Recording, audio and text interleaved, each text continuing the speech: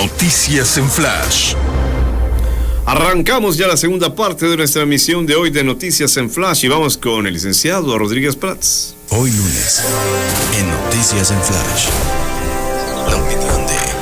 la opinión de Juan José Rodríguez Prats. Buena semana para usted, licenciado. ¿Cómo le va? Buenas tardes.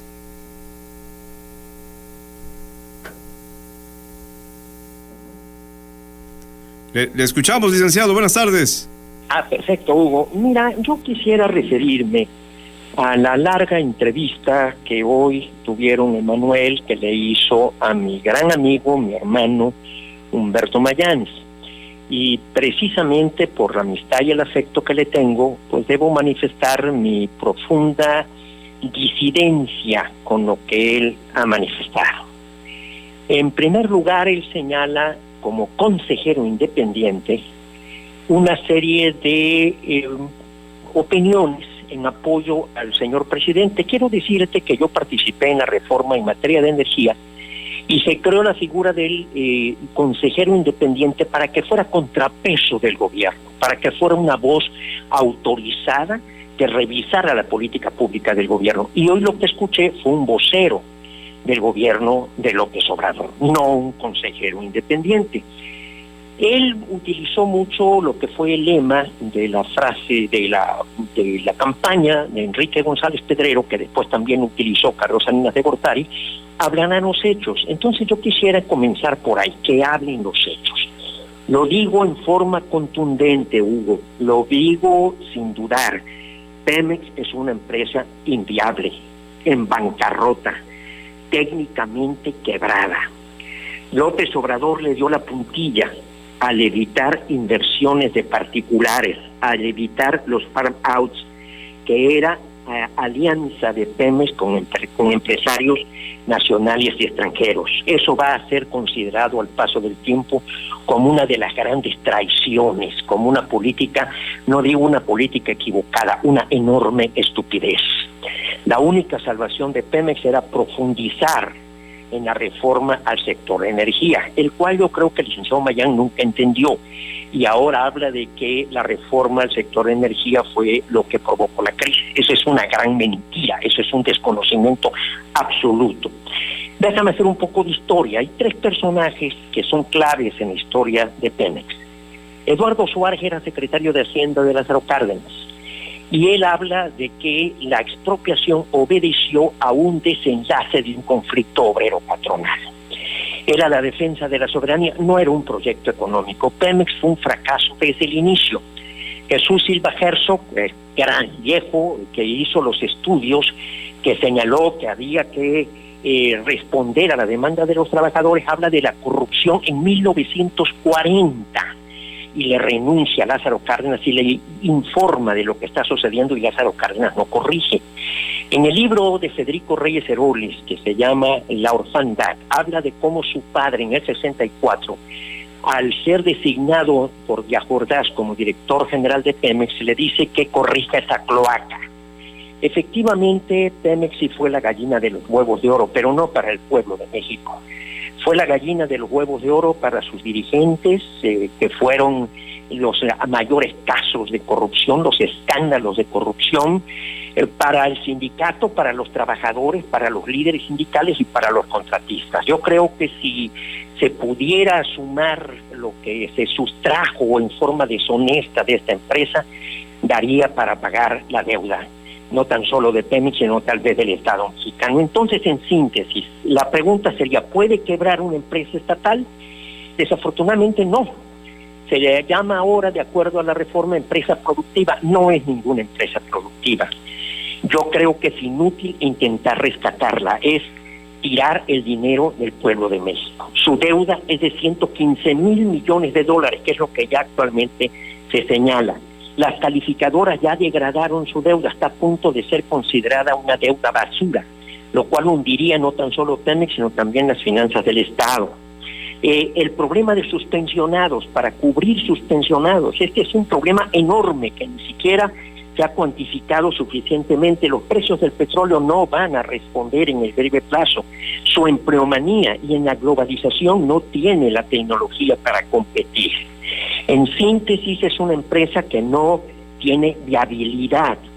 Si hoy se habla de un precio de $16, el costo de extraerlo es de $14. Yo no sé por qué no se aprovechó la oportunidad de disminuir en 400,000 barriles su producción, porque cada barril que produce Pemex no es que le genere una utilidad, le genera una pérdida. A los $14 hay que sumarle lo que son los gastos financieros y lo que son gastos secundarios. Entonces, el disminuir para mí hubiera sido lo indicado. Ahorita en Pemex lo que hay que hacer es reducirlo a su mínima expresión y abrir la posibilidad que nos dio la reforma en el sector de energía para que venga la inversión extranjera. Desafortunadamente, y esto es imputable al gobierno de Andrés Manuel López Obrador, a la secretaria Rocío Nale, que desde hace varios meses empezó a hablar de que se iba a presentar el plan de negocios, y no se pusieron de acuerdo entre ellos, y se empezó a posponer, ahorita ya es demasiado tarde.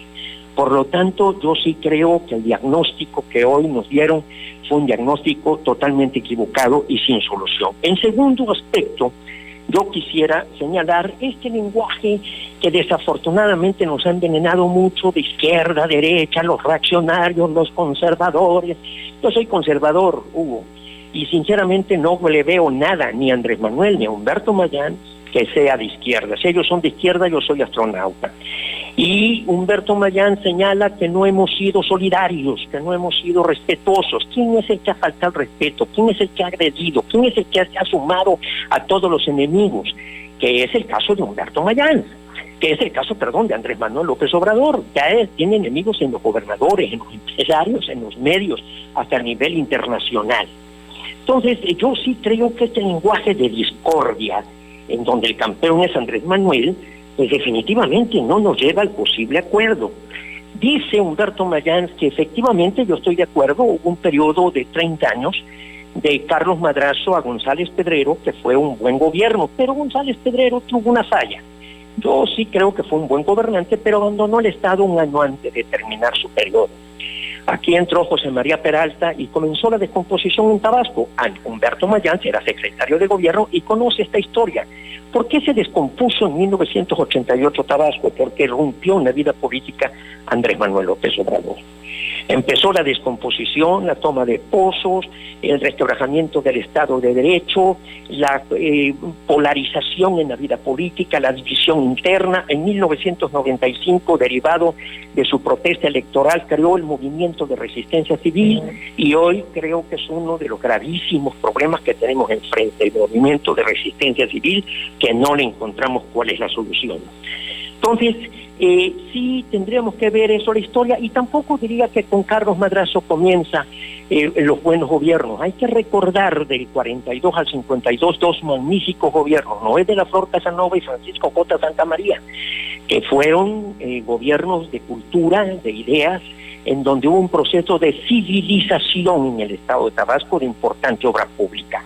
Entonces, yo sí creo que este tema es importante. Si está hablando Humberto de que Dos Bocas genera 3,000 empleos y que hay que cuidar el empleo, pues yo preguntaría entonces por qué se canceló el nuevo aeropuerto y ahí se anularon 45,000 empleos, o la decisión de Constellation Brand que anula 35,000 empleos.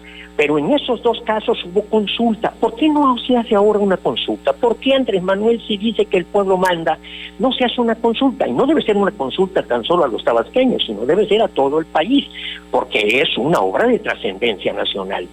Efectivamente, Dos Bocas vale $8,000 millones, son 200,000 millones de pesos. Sí sería un gran beneficio para Tabasco, ya lo he dicho en otras ocasiones en tu programa, si ese dinero se derramara en todo el estado.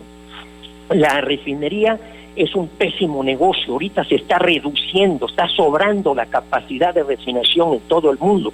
Va a ser todavía muy largo plazo, por desgracia, el que vamos a recorrer para que se pueda restaurar la economía. En síntesis, es un tema que da para mucho, repito, le tengo un gran aprecio, una gran gratitud, siempre he encontrado en él apoyo, siempre he encontrado en él afecto, empezamos juntos nuestra carrera política, como él lo mencionó, pero no puedo coincidir con esta actitud que no me parece que corresponda al consejero independiente. Yo creo que pasando esta crisis, Hugo, debemos entrar en una reflexión serena, sensata, sin lastimarnos, sin seguir con este lenguaje. Tabasco no ha vivido luchas ideológicas, Tabasco no ha vivido, y lo vemos desde que Andrés y Duarte nos hablaba, un niño en la Revolución Mexicana, de los rojos y los azules. Ha sido la lucha por el poder. Y repito esto de que nos descalifiquen, yo me considero como pensador conservador, pues sí, lo digo, y sí creo que la tarea más importante de un funcionario cuando tiene un cargo es conservar y cumplir la responsabilidad que se le otorga, no cambiar y modificar y destruir como lo ha hecho en muchos casos Andrés Manuel López Obrador. Hoy tuve una enorme satisfacción porque me habló, y es una gente a la que yo le tengo admiración, aprecio, un enorme afecto, Guadalupe Cano. Creo que es una mujer que ha hecho mucho por Tabasco, como jurista, como presidenta del tribunal, como maestra en la universidad, todo el gran servicio que le otorgó, y además como escritora, como analista jurídica, tiene obras escritas sobre derecho, y me decía que estaba recopilando frases, refranes, y se refería a 3 refranes tabasqueños, y con esto me gustaría concluir, porque me parece que vienen muy como anillo al dedo, que es como dice el clásico, y son 3 refranes que me voy a permitir repetir. El primer refrán, decía, es a palos salen las cicoteas, o sea, se refiere a 3 refranes tabasqueños. Y efectivamente, yo creo que debemos estar cuando alguien dice algo y no estemos de acuerdo, debemos manifestar nuestro punto de vista. Tabasco y México deben evolucionar en su vida política, en su vida cultural, y me parece que cuando se dice algo en lo que estemos en desacuerdo hay que manifestarlo, porque de esta manera vamos a enaltecer la política y vamos a saber debatir.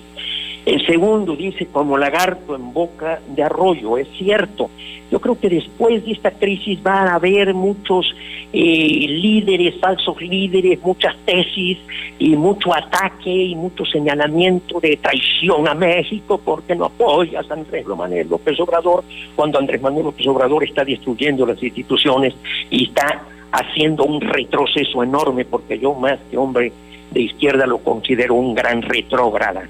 Y por último, está más maniado que una iguana. Desafortunadamente, muchas veces estamos en la vida pública y estamos maniados y no decimos la verdad. Hay que decir la verdad.